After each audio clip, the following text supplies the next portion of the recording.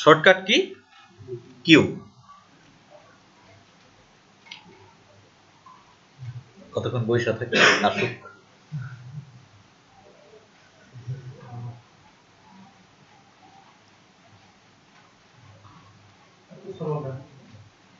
টিভিতে একটা অ্যাড ছিল না ভাই, গোলটা দিবেন ওই অবস্থা।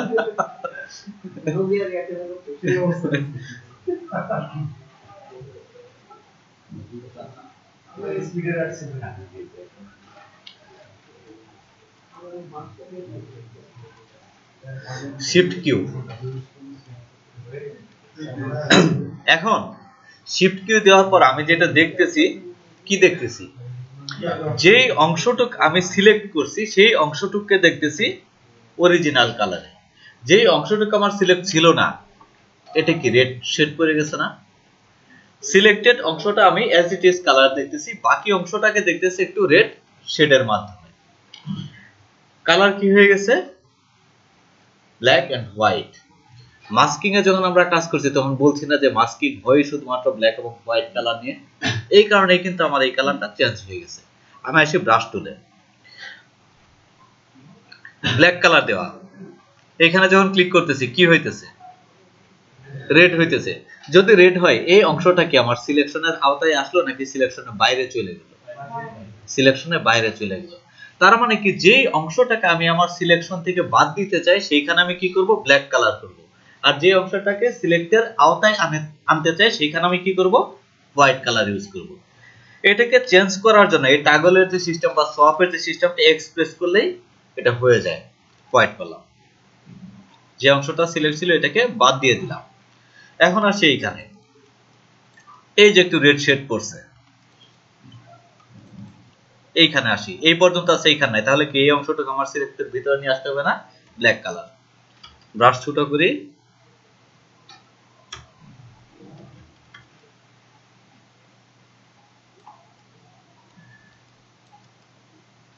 ম্যানুয়াল প্রসেস, মানে আমি জাস্ট টেকনিকটা দেখাইতেছি, অনেক ক্ষেত্রে আমাদের কাজে লাগতে পারে এটা। এইখানে যদি আসি তাহলে এই অংশটা এক্সপ্রেস করি, এইখান থেকে এই চুলটাকে বের করা যায় কিনা, বেশি চলে আসতেছে, ব্রাশ আরো ছোট করতে হবে যদি নিয়ে আসতে চাই আর কি।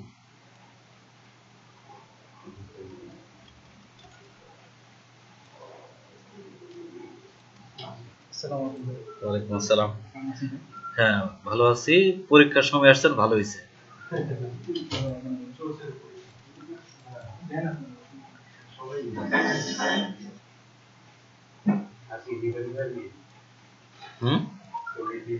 হ্যাঁ দরকার আছে, আমি ছাড়ে দেওয়ার পর আপনাদের আরেকটা টেস্ট নিবে, যারা যারা ভালো করবেন তাদেরকে আউটসোর্সিং করতে দিব, অন্যদের করতে দিবে না।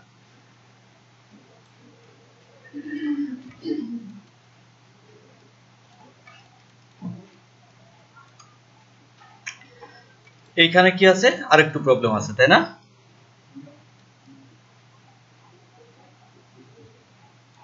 দেখেন এর যে দিকে আছে সেইখানে কিন্তু আমি একটু সময় নিয়ে করতেছি বা একটু সূক্ষ্মভাবে করার ট্রাই করতেছি। এসটাকে কমপ্লিট করার পর আমি রাফলি টানতে পারতেছি।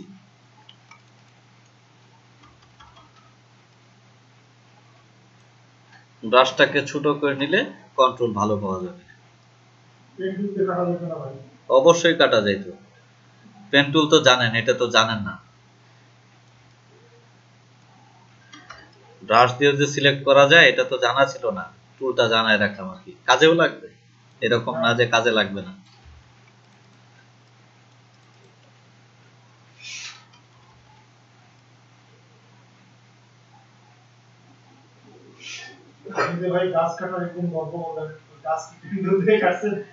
গাছ পেন টুল দিয়ে কাটতে গেলে মাথা খারাপ হয়ে যাবে। চারপাশ যে অংশটুক ফোকাস হবে সেখানে পেন টুল ইউজ করতে, আমার যে অংশটা ফোকাস হবে না সেখানে যেটা খুশি এটা দিয়ে, মানে যেই ভাবে সহজ হয়, ম্যাজিক ওয়ান্ড সহ ইউজ করা হতো।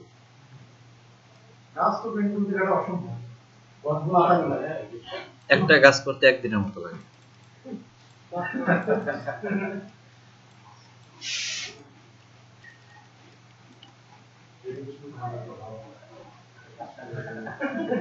হ্যাঁ, কাজ কাটতে গেলে ডেডিকেশন থাকা লাগবে।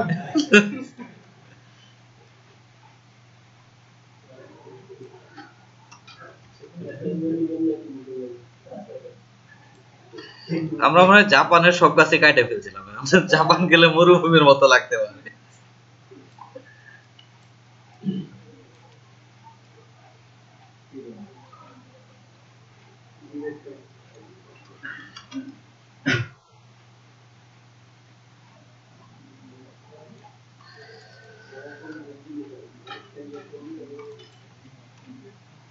হোয়াইট কালার না, এদিকে তো ঠিকই ছিল দেখি।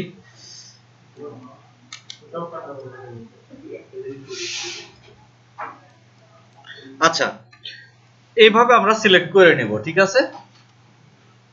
মোটামুটি ভাবে এখন শুধুমাত্র যেই অংশটাকে আমরা সিলেক্ট করতে চাই সিলেক্ট আছে, মানে রেড কালারের বাইরে আছে। এই অবস্থায় চাপলাম কিউ, তাহলে কি সিলেকশন যতটুকু অংশ ছিল ততটুকুর ভিতর আমি পাইতেছি না?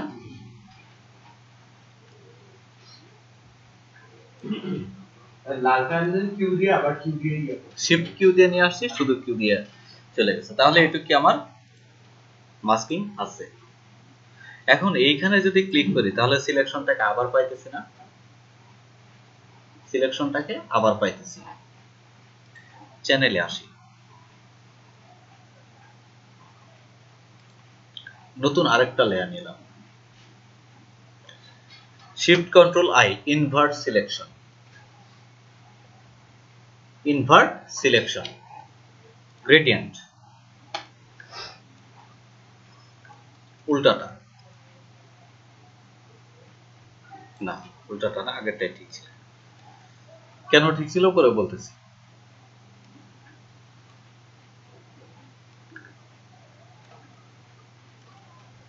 নিয়ে নিলাম,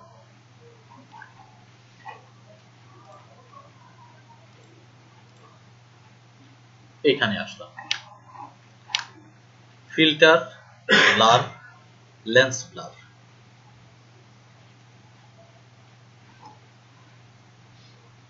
ডেপথ ম্যাপ আলফা 1, যে চ্যানেলটাকে আমি সিলেক্ট করে আসছিলাম, আলফা চ্যানেল ক্রিয়েট করছিলাম। এইখানে আসার পর মোর অ্যাকুরেট, এটাকে দেই ব্লার,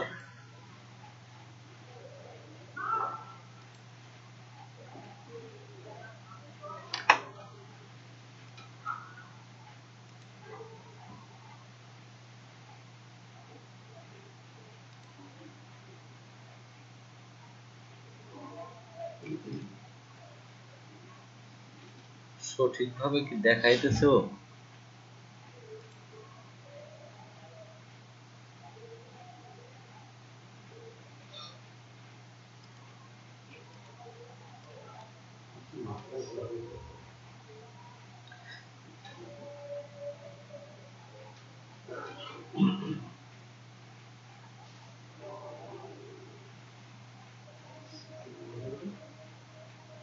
মনে হয় উল্টা করছে, একটু দেখে আসি। আলফা চ্যানেলটা, এটাকে রিভার্স করলাম,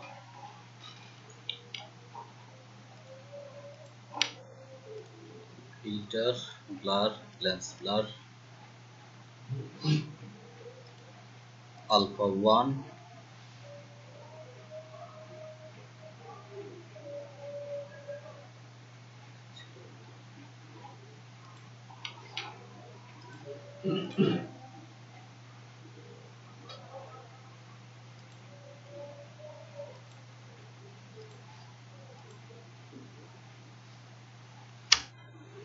নিজের একটু প্র্যাকটিস করার দরকার ছিল দেখানোর আগে।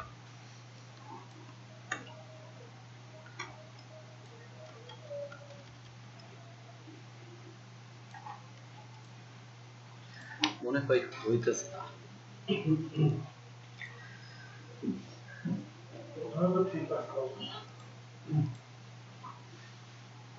এটা ঠিক আছে, এটা ঠিক আছে।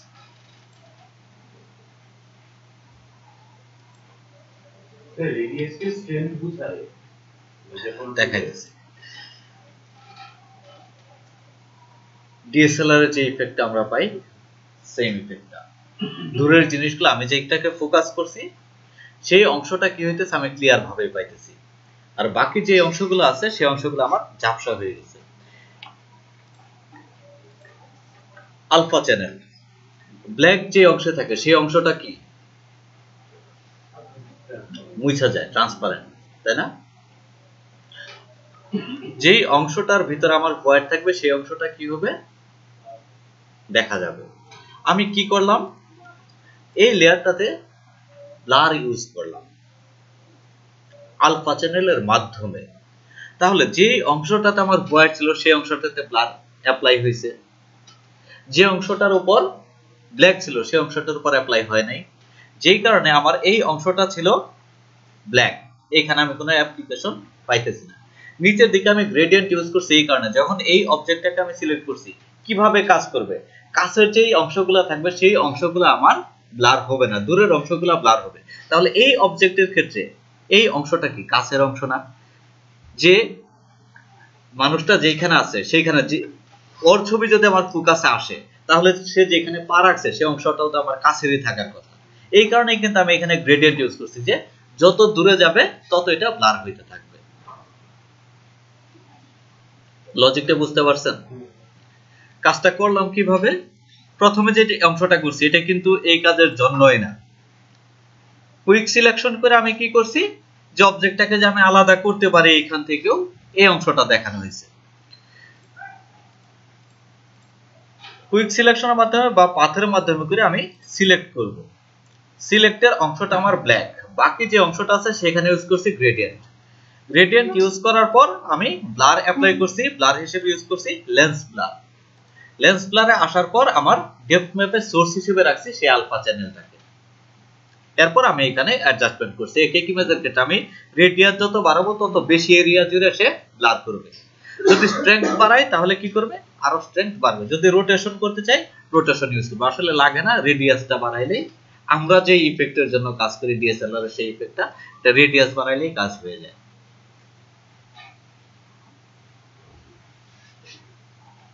হ্যালো, আছে ক্লাসের মধ্যে আছে।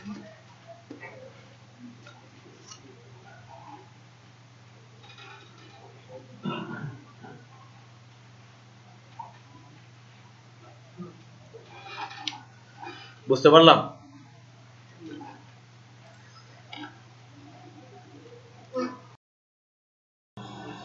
এই কাজটাকে কি করব, ফটোশপে নিতে চাই।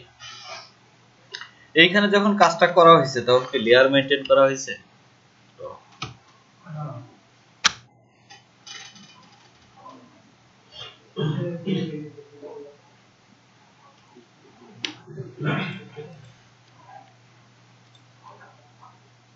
একটা লেয়ারের ভিতর, তাই না? সব কাজ একটা লেয়ারের মধ্যে আছে। ফাইল থেকে করব এক্সপোর্ট। এক্সপোর্টের ভিতরে দেখেন এখানে বেশ কিছু ফরম্যাট আছে, এর ভিতর আমরা ইউজ করব ফটোশপ, যেটা এটা। প্রবলেমটা এখানে না, প্রবলেমটা হলো অন্য জায়গায়। এক্সপোর্ট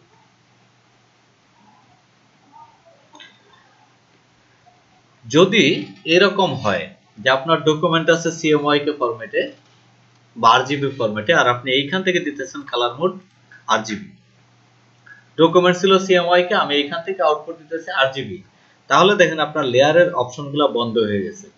ফ্ল্যাট ইমেজ, ফ্ল্যাট ইমেজের মানে কি, যে সবগুলো লেয়ারকে সে এক করে একটা ইমেজ আপনাকে প্রোভাইড করবে। যদি আপনি লেয়ারগুলোকে পাইতে চান তাহলে অবশ্যই আপনার এইখানকার কালার মোডের সাথে এইখানকার কালার মোড মিলতে হবে।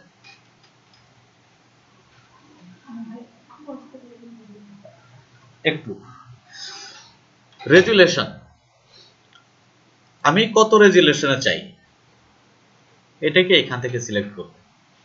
যদি ওয়েবের জন্য হয় 72, প্রিন্টের জন্য হলে হাই রেজুলেশন 300 dpi, অথবা আদার দিয়ে আমরা এটাকে সিলেক্ট করতে পারবো। ডেফিনেটলি আমার রাখতে হবে লেয়ার সহ। দেখেন কি কি আছে এখানে, পড়লে বুঝতে পারবেন। ওকে, শেষ কাজ।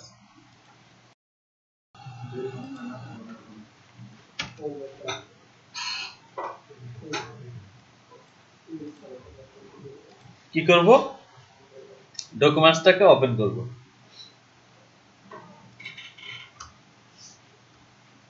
Business card PSD. বাড়তি আসার পিছনে কারণ হইতেছে এইখানে দেখেন বাড়তি ছিল, যদি এই বাড়তিটা না থাকতো তাহলে এখানেও কোনো বাড়তি আসতো না। লেয়ার 1 ভিতরে ঢুকি, প্রত্যেকটা লেয়ারকে আমি পাইতেছি। ভিজুয়াল আর্ট, এটাকে আমি এডিট করতে পারতেছি। এটা ছিল পাথ।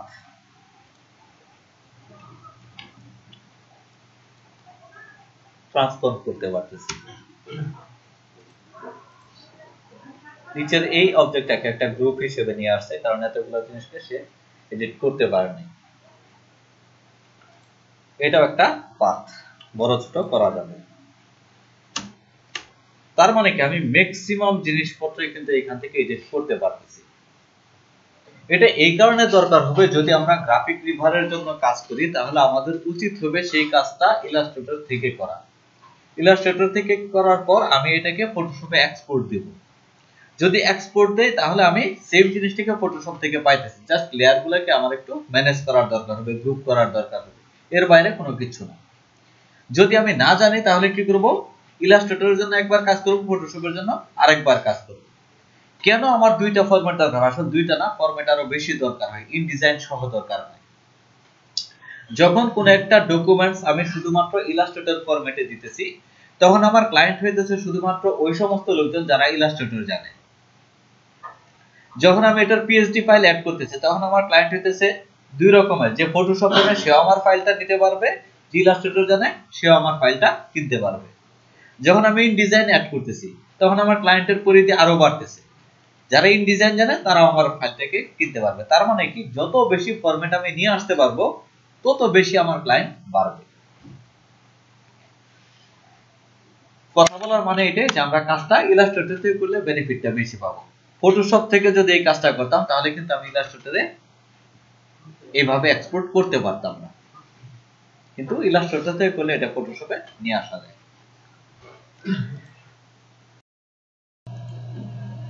Save image,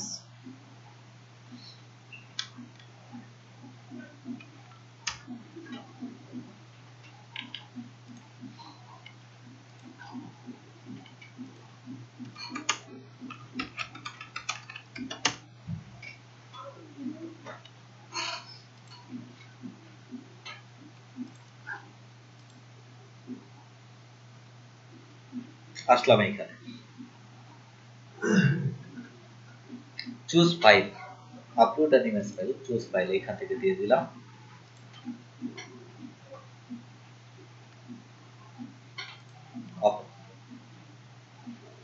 continue.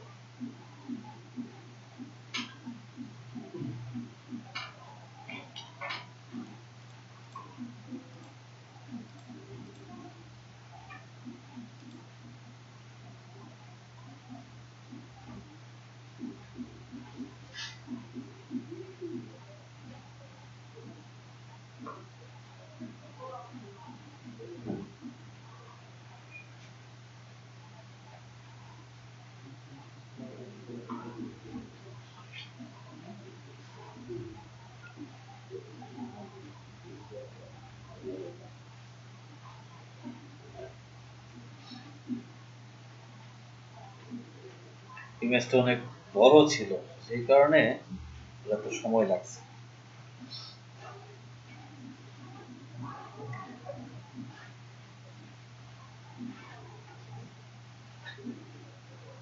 দেখেন যখন যে লেটারটাকে হাইলাইট করতেছে এটার নিচে কিন্তু টেক্সট আসছে, মানে যদি অক্ষরটা সে বুঝতে না পারতো তাহলে সেখানে সে ভিন্ন কিছু দেখাইতো অথবা ব্ল্যাঙ্ক দেখাইতো। সেই ক্ষেত্রে আমার এটা এডিট করে লেখা দরকার ছিল। সাপোজ এটা টি না, সে দেখা দেখাইতেছে এখানে আই, তাহলে আমার কারেকশন করতে হতো যে এটা টি। বড় ইমেজের জন্য সেই রকম ভাবে সেপারেট করতে, ছোট ইমেজ হলে কি করবে, একই লাইনে সবগুলো অক্ষরকে দেখাই। আচ্ছা, কন্টিনিউ করলাম, যে যা আছে ঠিক আছে, শেষেরটা ঠিক নাই, এফ চলে আসছে। তারপরেও দেখি, এই যে তার সাজেস্টেড ফন্ট গুলো হইতেছে এই ফন্ট।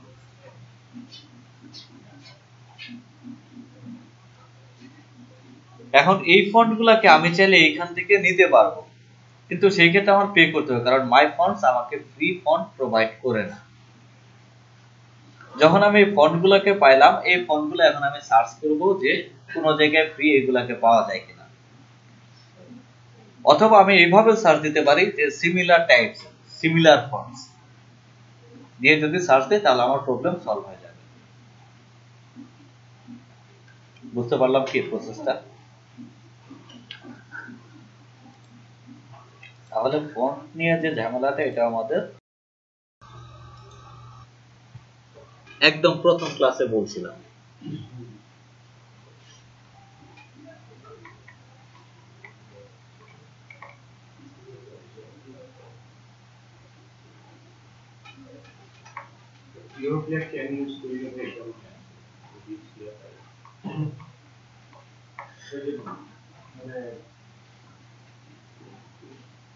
একটা এক্সাম্পল বলছিলাম, আমার গায়ের রং আর গেলের গায়ের রং, এটা নিয়ে একটা এক্সাম্পলও দেওয়া হয়েছিল।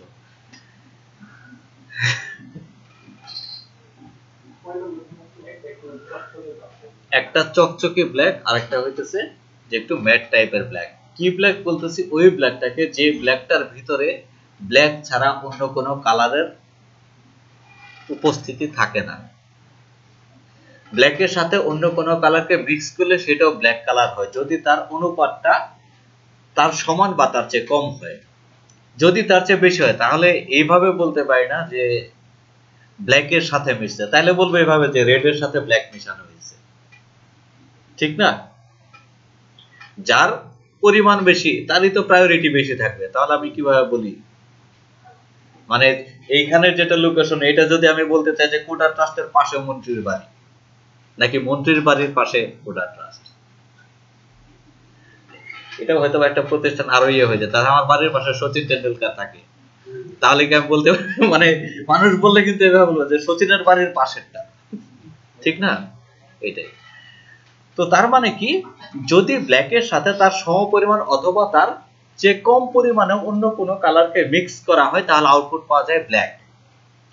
যদি ব্ল্যাকের সাথে অন্য কোনো কালারের মিশ্রণ ঘটানো হয় তাহলে যে ব্ল্যাকটা তৈরি হয় তাকে বলা হয় রিচ ব্ল্যাক, এবং সেই ব্ল্যাকটা একটু বেশি কালচে হয় বা একটু গ্লসিনেস বেশি থাকে। আর কি ব্ল্যাক বলতেছি? ওই ব্ল্যাকটাকে যে ব্ল্যাকের ভিতর অন্য কোনো কালারের উপস্থিতি থাকে না, তার মানে 100% ব্ল্যাক। প্রিন্টের জন্য আমরা বলতেছি যে CMYK, দ্যাট ইজ কি ব্ল্যাক। এখন কথা হলো যে কেন কি ব্ল্যাক, মানে যদি সেখানে অন্য কালারের উপস্থিতি থাকে তাহলে সেখানে আমার প্রবলেমটা কি? কথায় কথায় কি কখনো বলছিলাম যে আমরা সব সময় চাই কালারকে অপটিমাইজ করতে, বা কালার কম সংখ্যক কালার ব্যবহার করতে চাই, এ ধরনের কথা মনে হয় বলা হয়েছে, তাই না? আর তখন বলা হয়েছে যে এই জিনিসটা এখন বলবো না, যখন আপনার অ্যাডভান্স হবেন তখন বলবো যে নেপথ্যে কি কাহিনী ছিল। যারা এক্সপার্ট তাদের কখনোই দেখবেন না যে কালার এইভাবে পিক করে, তারা কালার এইভাবে পিক করে না। আমি যদি রেড বানাই, কখনোই আমি এখান থেকে এইভাবে রেড বানাবো না। আমি কি করব, আমার পার্সেন্টেজ মুখস্থ এইভাবে। আমি যদি অরেঞ্জ বানাইতে চাই এইভাবে বানাবো। এখন কথা হলো কেন আমি এখান থেকে পিক করব না? এখান থেকেও তো অরেঞ্জ বানানো যায়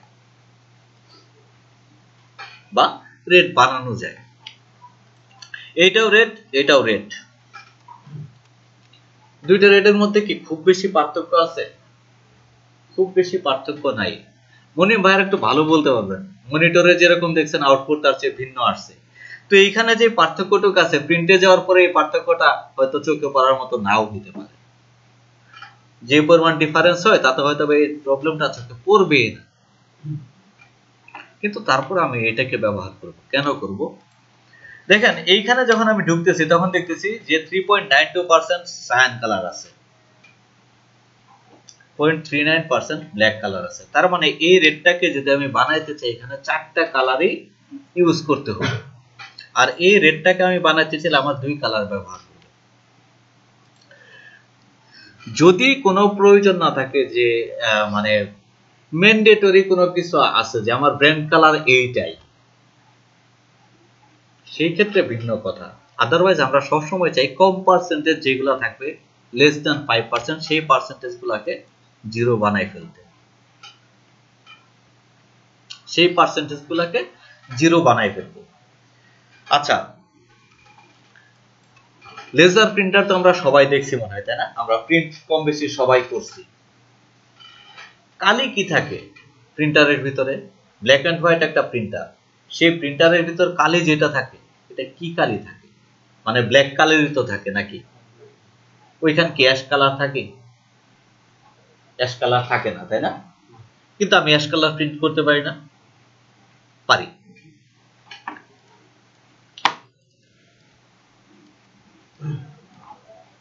$100% ব্ল্যাক, 50% ব্ল্যাক, 20% ব্ল্যাক। এই অংশটাকে যদি আমি প্রিন্ট করি, প্রিন্টে আমি একই রেজাল্ট পাবো না? শেডগুলো পাবো না? পাবো। কিন্তু প্রিন্টারের ভিতর কালি যেটা দেওয়া আছে ওই কালিটা এই কালার নাকি ওইখানে এই কালার আছে? নাই। তাহলে সেই প্রিন্টারটা কিভাবে এই আউটপুট গুলাকে দিতেছে?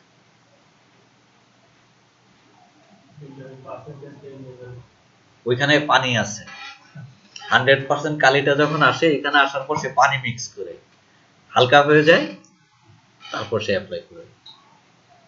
তাই কি?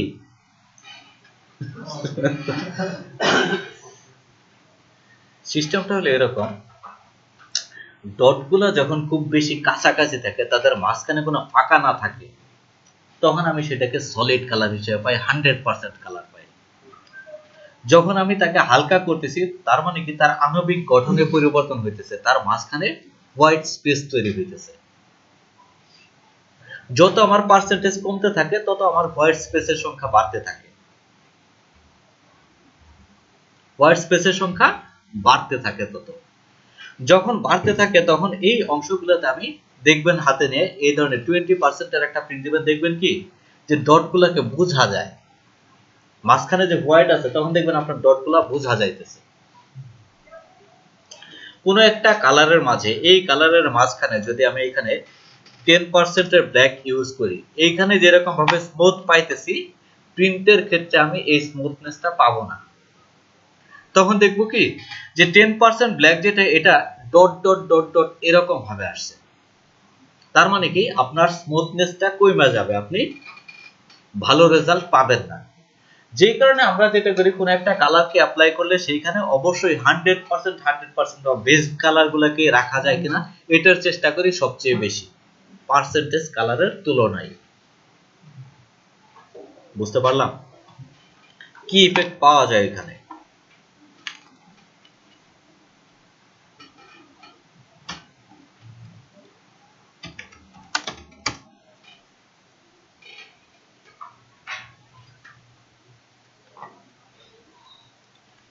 যে পার্সেন্টেজের কথা বললাম না, এটা এরকম।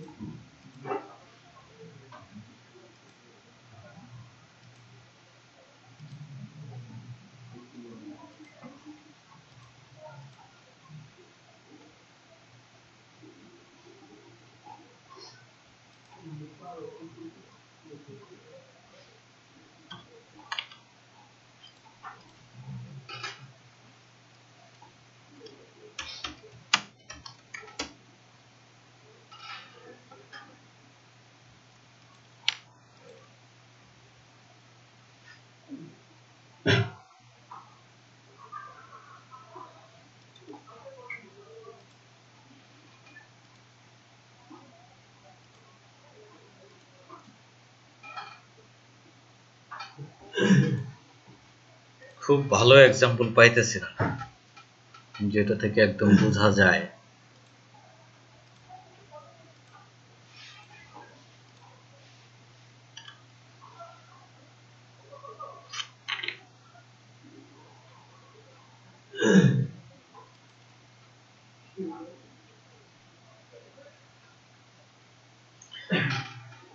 কারো কাছে প্রিন্ট করা কোনো ডকুমেন্ট আছে? ফ্লায়ার কোনো কিছু পকেটের ভিতরে, ব্যাগের ভিতরে? ভিজিটিং কার্ড আছে কার পকেটে সবচেয়ে বেশি?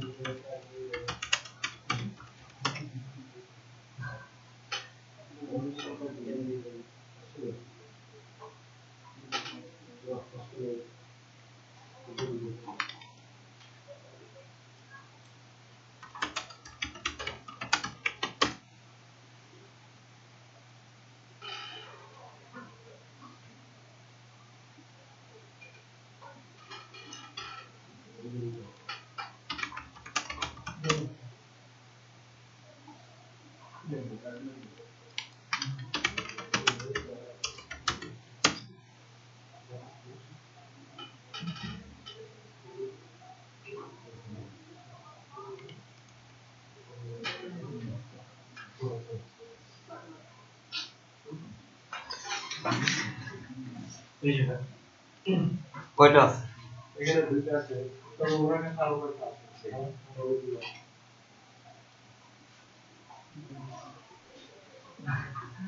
আচ্ছা, এটা দেখুন, এটা কার কার্ড? এটা এটা সিরিয়াস আছে, আমার ওয়াইফাই বিজনেস কার্ড। দেখেন এদিকে খেয়াল করেন, ডট ডট ডট ডট।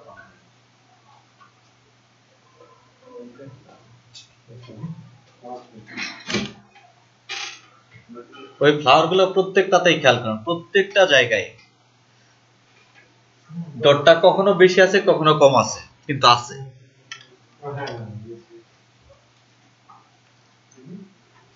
যদি ওইটা ওইরকম না হয়ে সলিড হইতো আরো সুন্দর লাগতো না?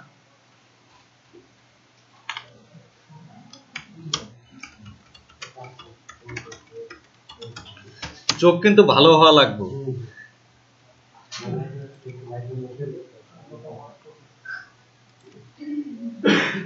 খারাপ চোখে ভালো দেখতে পারবেন না।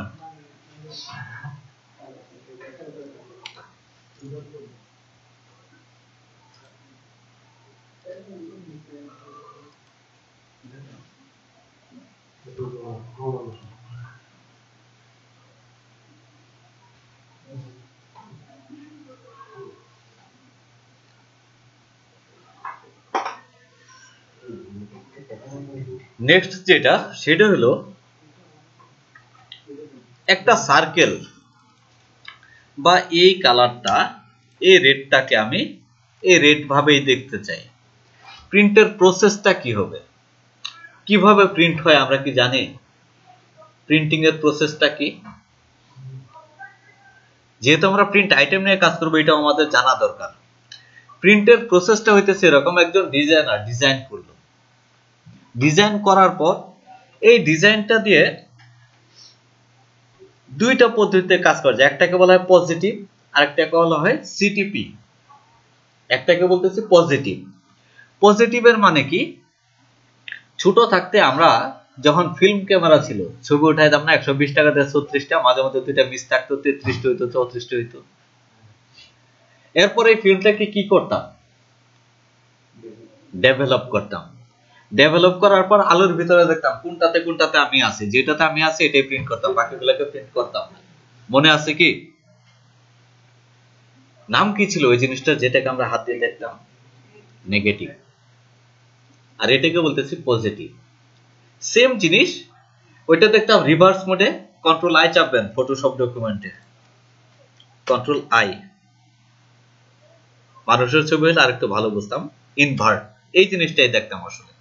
আর এখন বলতেছি পজিটিভ, তার মানে কি সেম টাইপের প্লাস্টিকই থাকবে, ওটা তো ওয়ান কাইন্ড অফ প্লাস্টিক ছিল, এটাও প্লাস্টিক, কিন্তু এখানে আমি পাবো পজিটিভ আকারে, নেগেটিভ না, পজিটিভ আকারে, যেরকম আছে এরকমই। কিন্তু সেই ক্ষেত্রে আবার আরেকটা ডিফারেন্স আছে, সেটা হলো এরকম সবগুলোর আউটপুট পাওয়া যায় এরকম ভাবে। যেমন দেখেন আমি দেখতেছি কি সায়ান প্লেট, আউটপুট কি ব্ল্যাক কালার না, magenta black, yellow black, black এটাও ব্ল্যাক। তার মানে কি প্রত্যেকটা আইটেমের আমার আউটপুট আসতেছে প্লাস্টিকের উপর এরকম কালো রঙের। এই জিনিসটা থেকে করা হয় প্লেট। প্লেট বলতে বোঝায়, দেখেন এটা আবার একটু ঝামেলা আছে। ঝামেলাটা কিরকম, এক কানা সে দুধ চিনে না, সে দুধ দেখতে কেমন, কই দুধ সাদা রঙের, সাদা কেমন, কই বকের মতো, বক কেমন, কাচের মতো। এখন দুধের আকার যে দাঁড়াইছে কাচের মতো। আমি যে ভিউটা দিতে চাইতেছি এটা বিভিন্ন ইমেজের মাধ্যমে, কথার মাধ্যমে, শেষ পর্যন্ত দুধ আবার কাচের মতো না হয়। ঠিক আছে,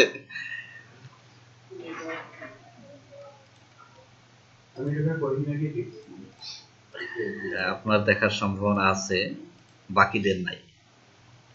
এটা হইতেছে plate, one kind of aluminium, তার উপর কেমিক্যাল দিয়ে কোটেড করা থাকে। এই যে জিনিসটা দেখতেছি এটা অ্যালুমিনিয়াম কোটেড, কেমিক্যাল কোটেড। যে পজিটিভটা আমরা বের করলাম সেই পজিটিভটা কি করা হয়, এর সাথে অ্যাটাচ করা হয় স্কচ টেপ দিয়ে, স্কচ টেপ দিয়ে অ্যাটাচ করা হয়। আলোর একটা ধর্ম আছে, সে স্বচ্ছ মাধ্যমে যাতায়াত করতে পারে, অস্বচ্ছ মাধ্যমের ভেতর দিয়ে সে যাইতে পারে না, ঠিক না? আমি যে প্লাস্টিকটার কথা বলতেছি সেই প্লাস্টিকটাকে ট্রান্সপারেন্ট না, তার মানে কি সেদিক দিয়ে ইজিলি আলো চলাচল করতে পারবে।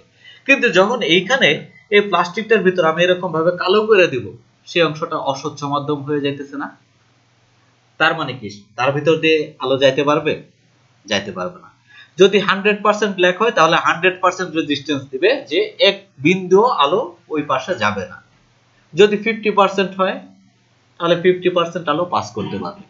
যদি 0% হয় মানে হোয়াইট, তাহলে সম্পূর্ণ আলোই পাস করবে। কথা বুঝতে পারতেছি?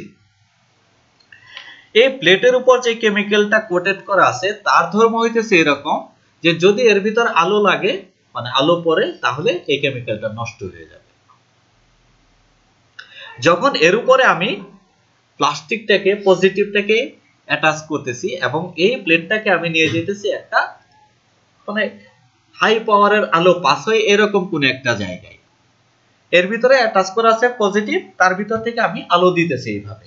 যদি আলো দেই তাহলে যেখানে আমার 100% ব্ল্যাক ছিল সেইখানে আলো ঢুকবে না, তার মানে কেমিক্যাল নিচেটা নষ্ট হবে না। যেখানে সে হোয়াইট পাইতেছে সেখানে সম্পূর্ণ কেমিক্যাল নষ্ট হয়ে যাবে। যেখানে সে 50% ব্লক পাবে বা 20% ব্লক পাবে সেই অনুযায়ী রেজিস্ট্যান্স দিবে, কেমিক্যালটা সেই পরিমাণ নষ্ট হবে। কথা বুঝতে পারলাম? নষ্ট হওয়ার পর যে অবস্থাটা হয় সেই অবস্থাটাকে বলা হয় এরকম অবস্থা। নষ্ট হয়ে এরকম না যে পয়রা যায় কইরা, ওইটাকে অ্যামাইলো অ্যাসিড, এটার মাধ্যমে ধোয়া হয় প্লেটটাকে।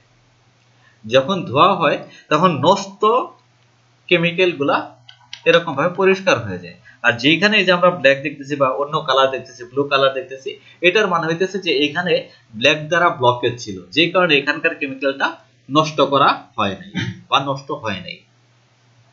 পরের প্রসেসটা হইতেছে এটা, আমরা যে মেশিনটা দেখতেছিলাম এখানে, প্লেটটা একটা মেশিনে ঢুকতেছে, এই মেশিনটাকে বলা হয় সিটিপি। মানে যদি আমি এই প্রসেসে কাজ করি তাহলে আমার পজিটিভটা লাগবে না। ডিরেক্ট সিটিপির মানে হইতেছে কম্পিউটার টু প্লেট, মানে আমি কম্পিউটার থেকে কমান্ড দিব, সে ডিরেক্ট আমাকে প্লেট প্রোভাইড করবে। ভিতরের যত কাজগুলো বলছি সব কাজগুলো এর ভিতরেই সম্পন্ন হয়ে গেছে। এটা হলো আপডেটেড টেকনোলজি। আর আগে যেটা বললাম যে পজিটিভ করে, এটা একটু ব্যাকডেটেড, বাট এখনো প্রচলিত আছে, এরকম না যেটা প্রচলন শেষ হয়ে গেছে। এটা আসলো, আমি প্লেট পাইলাম, তার মানে কি প্রসেসটা কি ছিল, আমি ডিজাইন করছি, ডিজাইন করার পর সেটাকে পজিটিভ করি বা না করি আমার প্লেট পর্যন্ত আসতে হয়েছে। প্লেটের পর কি করতে হয়, প্রিন্টিং মেশিনে এটাকে প্রিন্ট করতে হবে। প্রিন্টিং মেশিনটা কেমন,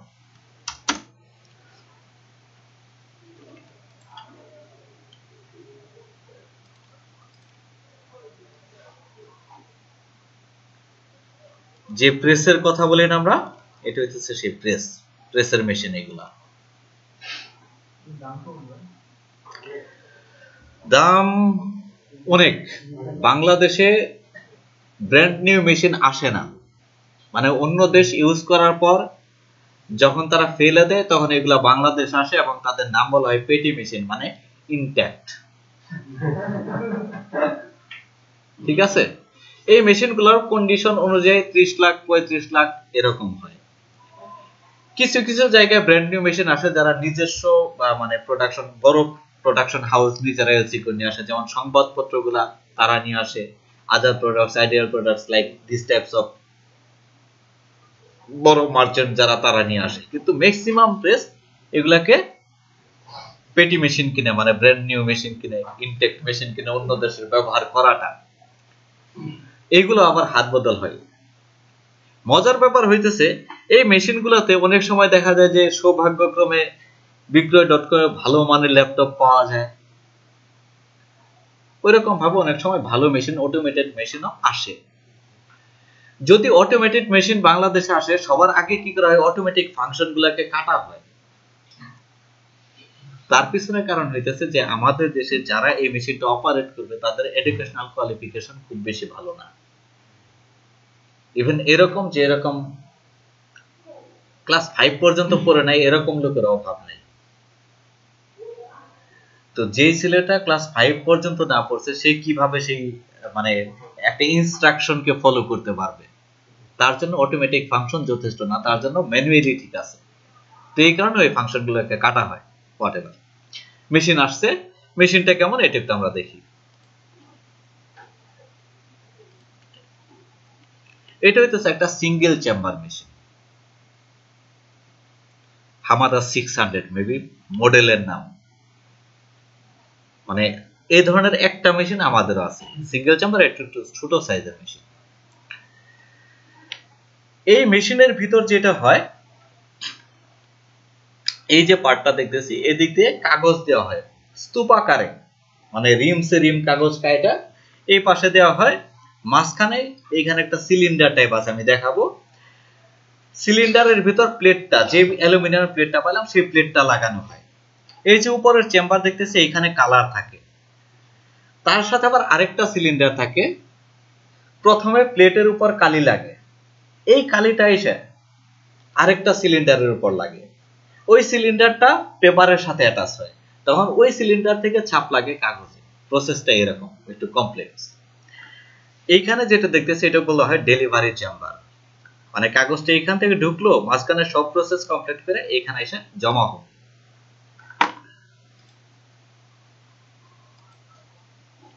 এই যে এখানে আমরা আরেকটু দেখতে পাচ্ছি কালার যে অংশটা, এখানে কালি কালি আসলে এইখানে আছে। রুলগুলা, ওইগুলাকে রোলার যেটা বলতেছে, সিলিন্ড্রিক্যাল যে শেপগুলা একটার সাথে আরেকটা অ্যাটাচ থাকে। কালি দেওয়া আছে এখানে, একটার ভিতর লাগতেছে প্রত্যেকটাই ঘূর্ণায়মান। তো যখন ঘূর্ণায়মান থাকে একটা থেকে টাচ হয়ে আরেকটাতে নামে। এতগুলা সিলিন্ডার ব্যবহার করার মানে হইতেছে এরকম যে যতবার সে ট্রান্সফার হইতেছে প্রত্যেকবারে সে রিফাইন হইতেছে। কালির ভিতরেও কোনো জট থাকতেছে না, একদম স্মুথ কালি যাতে আসে, এই কারণে রোলারের সংখ্যা বেশি করা হয়েছে। এই যে এটা যেটা দেখতেছি এই অংশটা হইতেছে ওই সিলিন্ডার যেখানে প্লেটটা লাগানো আছে। প্লেটটা পাইছি আমি চারকোনা, সিলিন্ডারের ভিতর কিভাবে লাগতেছে, সিলিন্ডারের ভিতর আমি এক পাশে লাগালাম, নাট বোল্ট লাগানো হয়, এটাকে ঘোরায় অন্য পাশে গিয়ে ওইখানে আবার নাট বোল্ট লাগানো হয়। কালিটা এইখান থেকে লাগতেছে এইখানে, নিচের সিলিন্ডারে পড়তেছে সাপ, কাগজটা যখন ঢুকবে এই সিলিন্ডারের সাথে অ্যাটাচ হবে, আমি আউটপুট পাবো কালার প্রিন্ট অবস্থায়। প্রিন্ট হইতেছে কি, এইখানে কি আমি মাল্টি কালার দেখতেছি, একটা কালার দেখতেছি না, তার মানে কাগজটাতে প্রিন্ট হবে একসাথে একটা কালার। আপনি যে ক্যালেন্ডার করছেন না, ওইখানেও এইভাবেই হয়েছে যে প্রথম সায়ান প্লেট লাগানো আছে, আমি আউটপুট দেখালাম কি, প্রত্যেকটা কালারের আউটপুট ছিল ব্ল্যাক ব্ল্যাক। এখন কথা হলো যে মেশিন কিভাবে বুঝতে পারলো যে এটা সায়ান কালার বা এটা মেজেন্টা কালার বা এটা ব্ল্যাক কালার? তাহলে এইখানে কোন একটা টেকনিক আমার ফলো করতে হবে, যেটা থেকে আইডেন্টিফাই করা যায় যে এটা আমার সায়ান বা এটা আমার ব্ল্যাক। অনেক কিছু আছে মাথার উপর দিয়ে যাবে, কিন্তু এটা ইম্পর্টেন্ট, কিওয়ার্ডটা জানা রাখেন। পরবর্তীতে যদি সময় হয় বা আপনি প্রিন্ট আইটেমে ডিজাইন করবেন, তাহলে প্রেস ভিজিট করবেন, প্রেসে যাবেন, টেকনোলজি জানবেন। এটা আমার করতে হবে এই কারণে, যখনই আমি কোনো একটা ফাইলকে প্রিন্ট রেডি করতে যাব, এই জিনিসগুলো কিন্তু আমার টাচ করতে হবে। এই যে আমার ফাইলটা কিভাবে সে বুঝতে পারবে এটা সায়ান নাকি মেজেন্টা নাকি ইয়েলো নাকি ব্ল্যাক, এটা আমার ডিফাইন করে দেওয়া লাগবে, যেটাকে বলা হয় রেজিস্ট্রেশন মার্ক। আমরা একটু পরে দেখব। তাহলে কি এখানে আমার রেজিস্ট্রেশন মার্ক থাকবে, যেটার মাধ্যমে বুঝতে পারবো। মানে এখানে যদি আমার লেখা থাকতো যে এটা ইয়েলো, এই যে ইয়েলো দেখতেছি, যদি আমার এখানে ইয়েলো লেখা থাকে, তাহলে ওই লোকটা বুঝতে পারতো যে ইয়েলো। মেশিনে সে কি করতো, এই যে এখানে আছে না, এখানে সে ইয়েলো কালার দিত। কাগজটা যখন আসতো, কাগজের উপর ইয়েলো কালার প্রিন্ট হইতো। যখন এই ইয়েলোটা কমপ্লিট হয়ে যাবে, তখন এই কাগজগুলোকে আবার সামনে নিয়ে যাওয়া হবে। এবার ধরেন মেজেন্টা, মেজেন্টাটা তখন এইখানে দেওয়া হবে, প্লেট ইউজ করা হবে মেজেন্টাটা। যখন এই কাগজটা এখানে আসবে, তখন আগে যেখানে ইয়েলো ছিল সেখানে যদি মেজেন্টাটা অ্যাজ ইট ইজ পড়ে, তাহলে সেই অংশটা আমি রেড কালার পাবো। কথা বুঝতে পারলাম? এবার আসেন আসল জায়গায়। এতক্ষণ ফাও গল্প করছি। এই রেক্টেঙ্গেলটা আমার রেড কালার, বা এই সার্কেলটা আমার রেড কালার। কিভাবে তৈরি হয়েছে, প্রসেসটা কি বললাম আমরা, যে প্রথমে এটাতে ধরলাম হয় মেজেন্টা প্রিন্ট হয়েছে না হয় ইয়েলো প্রিন্ট হয়েছে। তারপর আমার কি করতে হয়েছে, সেখানে মেজেন্টা প্রিন্ট করতে হয়েছে। এই দুইটা জিনিস তখনই আমার রেড কালার প্রোভাইড করবে, যখন দুইটা সেম জায়গাতে পড়বে, তখনই তো আমি রেড কালার দেখতে পারবো, তাই না? যদি সেম জায়গাতে না পড়ে, প্রসেসটা যদি এরকম হয় যে এইভাবে পড়ে,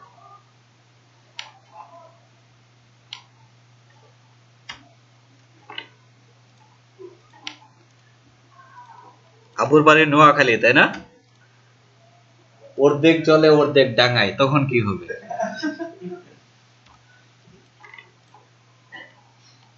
এই অবস্থায় পড়ছে, অর্ধেক জলে পড়ছে অর্ধেক ডাঙায় পড়ছে, সেম জায়গাতে পড়ে নাই। তখন দেখেন যে অংশটুক ওভারল্যাপড হবে, সেই অংশটুককে আমি রেড পাবো। বাকি যে অংশটুক থাকতেছে, সেই অংশে হয় আমার ইয়েলো বের হবে, না হয় আমার মেজেন্টা বের হবে। ছোট্ট একটা টেক্সট, বিজনেস কার্ড, নিচের অ্যাড্রেসটা 6 পয়েন্টসে লেখা, অ্যাড্রেসটা 6 পয়েন্টসে লেখা। যার পকেটে যত বিজনেস কার্ড আছে খুইলা দেখেন, সবগুলা সিঙ্গেল কালার দেওয়া, ম্যাক্সিমাম ক্ষেত্রে শুধু ব্ল্যাক দেওয়া। যদি এরকম হয়,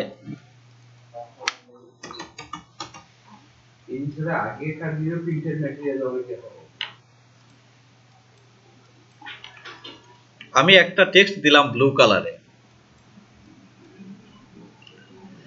স্বাভাবিক কারণেই কি হবে,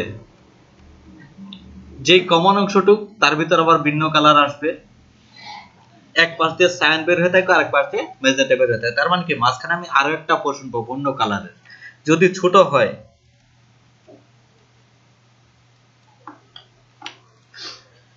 লেখা অস্পষ্ট হয়ে যাইতেছে না? আরো ছোট করব, আরো অস্পষ্ট হবে। তার মানে কি, যদি আমি বেশি কালার ইউজ করি, তাহলে বেশি পরিমাণ অ্যাকুরেট হওয়া লাগবে। কিন্তু যদি এটা সিঙ্গেল কালার হইতো, একটু 19-20 হয় ডান পাশে পড়ছে, না হয় বাম পাশে পড়ছে, আমার টেক্সট পড়তে কি সমস্যা হইতো? টেক্সট পড়তে সমস্যা হইতো না। এই কারণেই আমার ছোট জায়গাতে সব সময় ট্রাই করি সিঙ্গেল কালারকে অ্যাপ্লাই করতে। যদি বড় জায়গা হয়, এই সার্কেলটা, সেইখানেও কি প্রবলেম আমরা ধরতে পারছি। যদি এই রেডটাকে আমরা ইউজ করতাম, যেখানে 5% সায়ান ছিল, 5% ব্ল্যাক ছিল, এটাও রেড, কিন্তু এখানে আবার কি করতে হতো, চারটা জিনিস, চারটা কালারই একই বিন্দুতে পড়া লাগতো। যদি চারটা প্লেটই সেম জায়গাতে প্রিন্ট করতে পারে তাহলে আমি সেই অংশটাকে এই কালারে পাইতাম।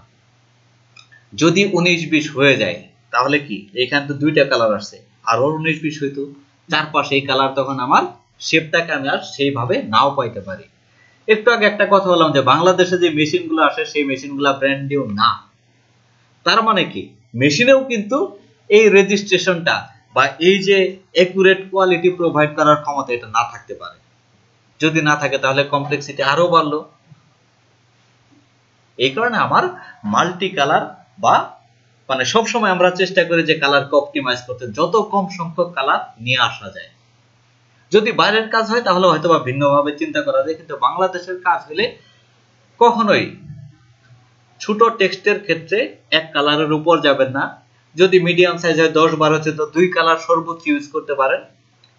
3 কালারের উপর কোনো কালারে যাবেন না, যত বড় টেক্সট হোক 3 কালারের বেশি পার্সেন্টেজে যাবেন না।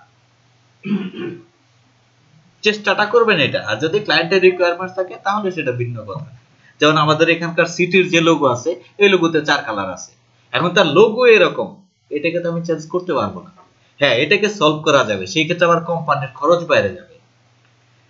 যে কালারটা আছে সেটাকে আমি ফিফথ কালার হিসেবে ইউজ করতে পারি, যেটাকে স্পট কালার বলে। আমরা বলছিলাম না যে ফেয়ার এন্ড লাভলির প্যাকেটের ভিতর সিলভার কালার থাকে, এটা এক্সট্রা ইউজ করা হয়েছে। আমার যে প্যান্টোন কালারগুলো আছে সেই কালারগুলো কি করবে, এক্সট্রা কালার হিসেবে আসতে পারে।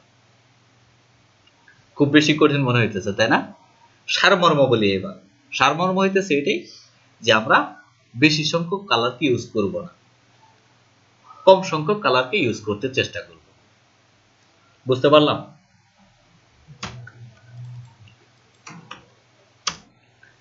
এখন কথা হলো যে আমি কিভাবে বুঝবো কোন প্লেটটা কি কালার ছিল, তার মানে রেজিস্ট্রেশন মার্ক। এটা আমার একটু জানা দরকার।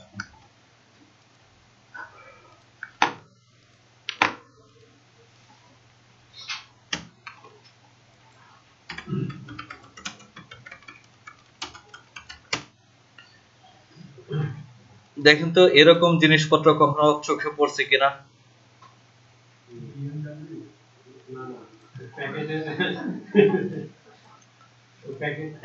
প্যাকেট খোলার পরে যে অংশটা আঠা দিয়ে লাগানো ছিল এই অংশটা, অথবা যে অংশটা হোয়াইট ছিল প্যাকেটের বাইরে, উপর থেকে দেখা যায় না, ভিতরে গেলে দেখা যায়, এই সমস্ত জায়গায় এই ধরনের সিম্বল দেখার কথা।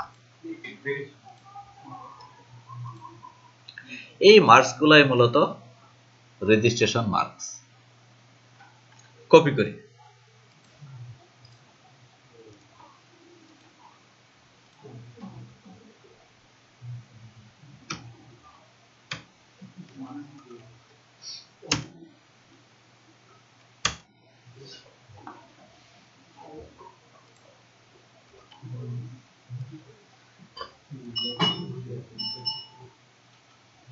এটাও পারফেক্ট না।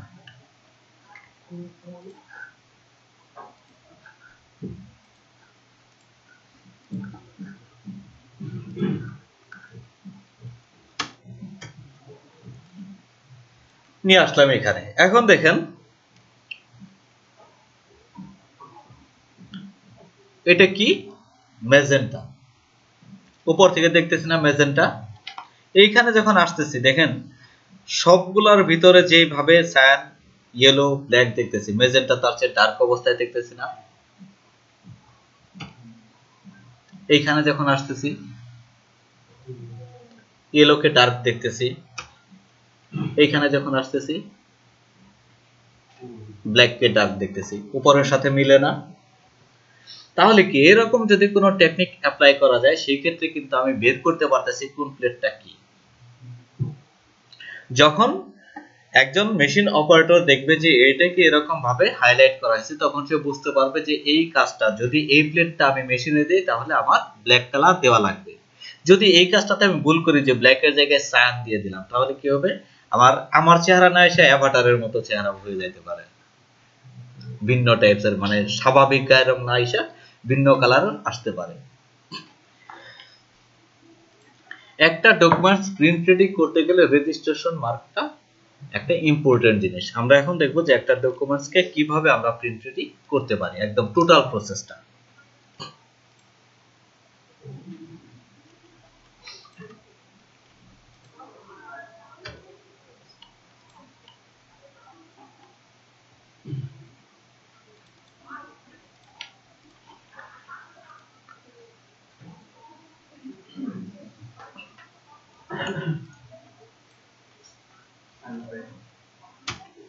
নতুন একটা ডকুমেন্টস নিলাম, আমি একটা পেজ করতেছি। যদি একটা পেজ আমরা বুঝি তাহলে সবগুলা পেজ আমরা অ্যাটাচ করতে পারবো, ঠিক না? একটা পেজ আমরা দেখি যাতে আমাদের ঝামেলাটা কম হয়। এইখানে ডকুমেন্টসের সাইজ কত ছিল?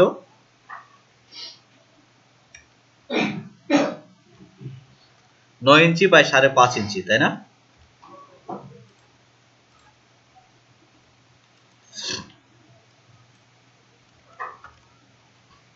নয় ইঞ্চি বাই 5.5 ইঞ্চি। আমরা ব্লিড মার্ক হিসেবে কতটুকু ইউজ করি? 1 ইঞ্চির 8/1 দ্যাট ইজ 0.125, অথবা যদি মিলিমিটারে যায় তাহলে এটা 3 মিলিমিটার, 0.125 দিয়ে দিলাম, পেস্ট করলাম। এখানে যেই অংশটাকে আমরা বাড়তি নিলাম ব্লিডের জন্য, সেই অংশটা কি হবে? আমার এক্সটেন্ড করতে হবে না? আমার কাগজটা এদিক দিয়ে কাটিং হয়ে যাবে। ব্লিড মার্কস কেন ইউজ করতেছি? ব্লিড মার্কস এই কারণে ইউজ করতেছি যাতে আমার কাগজটা এখানে কাটিং করতে গিয়ে যদি 19-20 হয়ে যায়, যে আমি ঠিক এই জায়গায় কাটতে পারলাম না, কাটলাম কোন দিক দিয়ে? মাঝামাঝি এইখানে। যদি এইখানে কাটি তাহলে কাগজটার চারপাশে আমার একটা বর্ডার আসতেছে না? এখন এদিকে এতটুকু হয়েছে, আবার এই পাশে যখন কাটছি তখন একটু এদিক দিয়ে আসছে। তাহলে এক পাশে হোয়াইট বর্ডার আছে, আরেক পাশে নাই। যদি চারপাশে বর্ডার থাকতো তারপরেও হয়তো এটা একটা সৌন্দর্য থাকতো। একদিকে আছে আরেক দিকে নাই, এটা কি ভালো লাগবে? ভালো লাগবে না। এই কারণে কি করতে হয় যে আমার কিছুটা অংশ এক্সটেন্ড করার প্রয়োজন হয়, যাতে এটাকে কাটিং করতে গেলে সে একটা মানে সেফটি একটা অংশ পায়, যে অংশের ভিতরে যদি 19-20 হয় তারপরেও যাতে সমস্যা না হয়। মুনিম ভাই কাটিং করতে দেখছেন কিভাবে কাটিং হয়? একটা মেশিন থাকে, দেখি পাওয়া যায় কিনা অনলাইনে। ম্যানুয়ালটা দেখি ওনার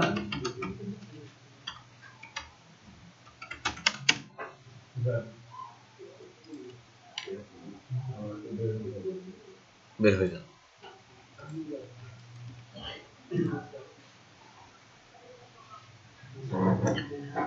এইখানে দেখেন আমরা যে কাগজগুলো পাই সেই বড় বড় কাগজ, কিছু বলছিলাম না যে 23 ইঞ্চি, 36 ইঞ্চি, 15 ইঞ্চি, 20 ইঞ্চি বা 20 ইঞ্চি, 30 ইঞ্চি, 22 ইঞ্চি, 28 ইঞ্চি, এরকম এই বড় সাইজের পেপারগুলোকে এইখান দিয়ে ঢুকানো হয়। পিছনের যে অংশটা আছে সেই অংশের ভিতরে আমি যদি এখান থেকে কাগজকে ধাক্কা দিই, ওয়ালা এসে ঠেকবে। যখন এখানে ঠেকবে তখন তো আর এটাকে নড়াচড়া করার কোনো অপশন নেই, মানে সরে নড়ে যাওয়ার কোনো সমস্যা নাই। কিন্তু যদি ওপেন থাকে তাহলে যখন তখন নড়াচড়া করতে পারে। পিছনের এই যে অংশটা দেখতেছি, এই অংশটা কি পিছনের দিক থেকে তাকে ধাক্কা দেয়, যাতে কাগজটা আর সামনের দিকে না আসতে পারে। কাগজটা এখান থেকে ঢুকালাম, এখানে স্কেল আছে, এটা ডিজিটাল ডিসপ্লেতে দেখা যায়, আবার ম্যানুয়াল যেগুলো সেগুলো ডিসপ্লেতে দেখা যায় না। কাগজটাকে ঢুকানোর পর মেজারমেন্টটাকে স্কেল থেকে দেখে, এই যে দেখেন এখানে একটা লাল রঙের রশি আছে, লেজার। ওই রশির মাধ্যমে বোঝানো হয় যে কাগজের কোন অংশটা কাটতেছে। আমরা এখানে যে ব্লিড মার্কসটা দিব, সেই ব্লিড মার্কসটা এবং এই লেজারের লাইটটা একই জায়গায় থাকতে হবে। যদি একই জায়গায় থাকে তাহলে উপরে এখানে আছে ব্লেডটা, এই ব্লেডটা যখন এখান থেকে সুইচ টিপা হবে উপর থেকে ব্লেডটা পড়বে, ব্লেডটা পড়লে ওই অংশটা কাটা যাবে। প্রসেসটা ম্যানুয়ালি না, আমি হাতে দিতেছি কাগজগুলাকে, এতগুলা কাগজ দিছি বা এতগুলা কাগজ দিছি, 19-20 হইতে পারে না? 19-20 হইতে পারে না? হইতে পারে। যদি 19-20 হয় বা এখানে আমি রশিটা যে জায়গায় ফেলছি, এটা যেখানে পড়ছে একদম একুরেট হয় না, কারণ আমি তো জুম করার সুযোগ পাইতেছি না, এখানে জুম করার সুযোগ পাইতেছি না, তাহলে 19-20 হইতেই পারে। যখন আমার এক্সাক্ট এই পয়েন্ট ছাড়া আর কোনো কিছু থাকবে না, তখন আমার এখানে হোয়াইট স্পেস থাকার সম্ভাবনা অনেক বেশি। এই কারণে আমি এটাকে এক্সটেন্ড করব। কিভাবে? এই দুইটা অংশ আমার এক্সটেন্ড করার দরকার। আমি এদিকে বাড়াইছি 0.125, এইদিকে বাড়াইছি 0.125, তাহলে বাড়ছে কতটুকু?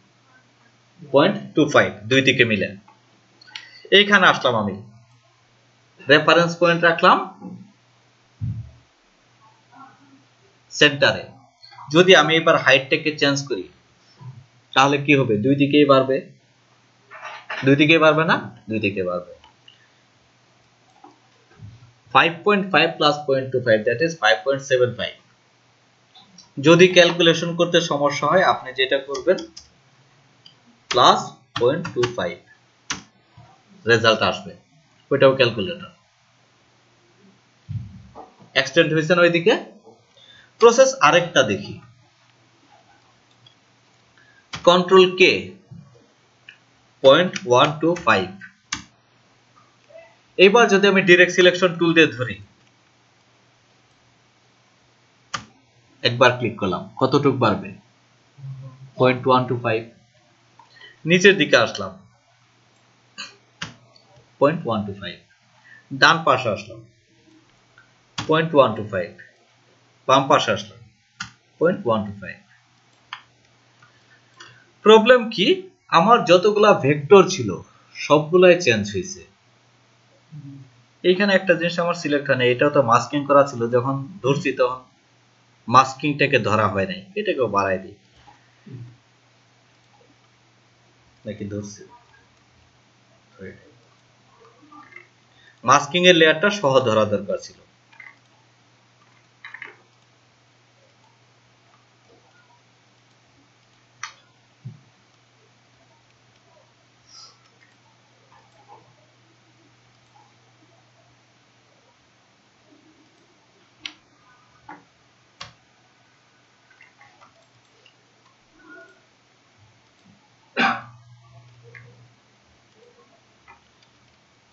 কমপ্লেক্স হয়ে যাইতেছে। মাস্কিংটাকে আলাদা করে দেখাবো যে কেন এটা সরানোর দরকার হইতেছে।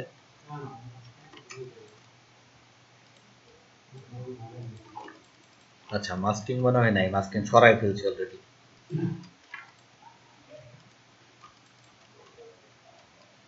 এইখানে আসলাম, এখন এই ইমেজটা আমার সরে নাই এখন, তাই না? এটাকে আমার এক্সটেন্ড করা লাগবে। কিভাবে করতে পারি? ধরলাম এইখানে উপরের দিকে সিমিলার আছে, তাহলে এই পয়েন্টটাতে রাখলাম এটাকে, ধরে 5.5 প্লাস 0.1.25 চলে আসলো। অবশ্যই এখানে আমার রেশিও ঠিক রাখা লাগবে 5.75।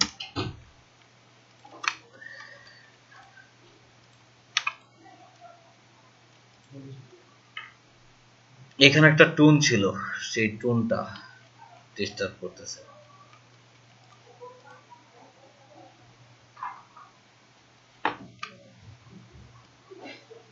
এটাই কি এটা? না,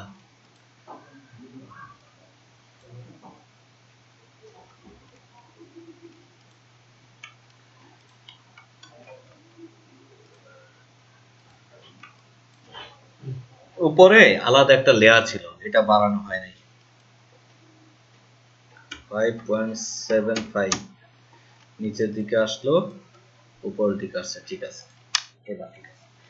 এখন দেখেন, যদি আমার চারপাশে কাটিংটা একটু প্রবলেম হয়, সমস্যা আছে কিনা। আমি এটাকে টার্গেট করতেছি, যদি একটু উপরের দিকে চলে যায় আমার কি হোয়াইট স্পেস বের হবে? বের হইতেছে না। যদি একটু ভিতরেও চলে আসে হোয়াইট স্পেস বের হবে? বের হবে না। যদি এইখানে একই কথা চিন্তা করি, প্রবলেম নাই, নিচের দিকেও প্রবলেম নাই। এখন এই কাজটা চারপাশে আমার কি আছে? সেফ আছে। সেফ আছে না চারপাশে? আপনি এই কাজটা করছিলেন? করে নাই, ওরা করে নিছে, প্রেস থেকেই করে নিছে। তাহলে এই ডকুমেন্টসটাকে এখন যদি আমি প্রিন্ট করি তাহলে আমার কোনো সমস্যা নাই। গেল ব্লিড মার্কস। আমি কি কোনো ব্লিডের জন্য মার্ক এখানে সেট করছি? আমার যে কাটিংটা এইখানে হবে, আমার ডকুমেন্টস দেখে বুঝতেছি আমি, কিন্তু যে কাটিং করবে সে কিভাবে বুঝবে? তার কি বোঝার কোনো ওয়ে আছে? তার বোঝার কোনো ওয়ে নাই। তাহলে সে মার্কসটা কিন্তু আমার দেওয়া লাগবে। সে তো আর এই ডকুমেন্টসটাকে পাবে না যে আমার এইখানে একটা বর্ডার আছে, এইখানে একটা বর্ডার আছে, বাইরের বর্ডারটা হইতেছে আমার সেফটি মার্জিনের জন্য ব্লিড মার্কসের এক্সট্রিম লেভেল, আর এটা হইতেছে আমার অ্যাকচুয়াল কার্ডের আমি এইখানে চাই। সে কি এই ডকুমেন্টসটা পাবে? পাবে না। তাহলে তার জন্য আমার যেটা করতে হবে, 9 ইঞ্চি 5.5 ইঞ্চি আগের যে ডকুমেন্টস আছে আমি যেহেতু সরাই ফেলছি, এই কারণে ওইটা ইউজ করলাম, নতুন আরেকটা রেক্টেঙ্গেল নিলাম, কালার বাদ দিয়ে দিলাম, ইফেক্ট থেকে ক্রপ মার্কস। দেখেন এখন এটার চারপাশে কি আসছে? মার্কস আসছে না? এই মার্কসটা কতটুকু? যে দিকে আমি কাটিং করতে চাই সেই দিকে আছে। কথা কি বুঝতে পারলাম? তাহলে এটা হইতেছে আমার সেই ব্লিড মার্ক, যেটা সে দেখতে পারবে, এবং সে যখন কাটিং করবে তখন কিভাবে করবে, কেন মার্কটা এই পাশেও আছে এই পাশেও আছে।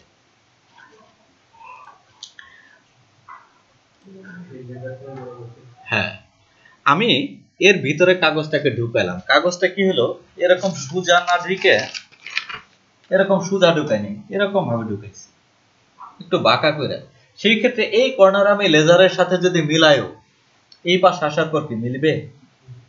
মিলবে না। কিন্তু মার্কসটা যদি আমার এক পাশে থাকতো, সে কিন্তু বুঝে ফেলতো এই পাশে মিলছে, তার মানে বাকি পাশটা মিলে গেছে। যখন আমার দুই পাশে মার্কস আছে, তখন লেজারটা অবশ্যই এই পাশে মিলা লাগবে, এই পাশে মিলা লাগবে। যখন দুই পাশে মিলবে তখনই আমি বুঝবো যে কাগজ কোনো অ্যাঙ্গেল নাই, তার মানে কাটলে সমানভাবে কাটবে। এই কারণে আমার এই ক্রস মার্কটা কি আছে, চারপাশে দেখেন ডাবল করে দেওয়া আছে। যখন এইখানে কাটবে তখন এটা এবং এটাকে খেয়াল করবে, যখন এইখানে কাটবে এটা এবং এটাকে খেয়াল করবে, এইভাবে চারপাশে। তাহলে এটা হইতেছে আমার ব্লিড মার্কস। বুঝতে পারলাম?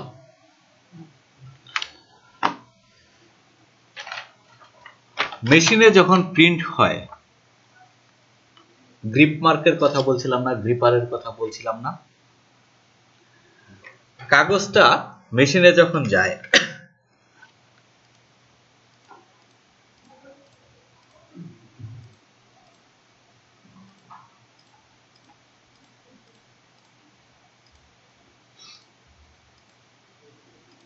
সব বাদ দিয়েছি,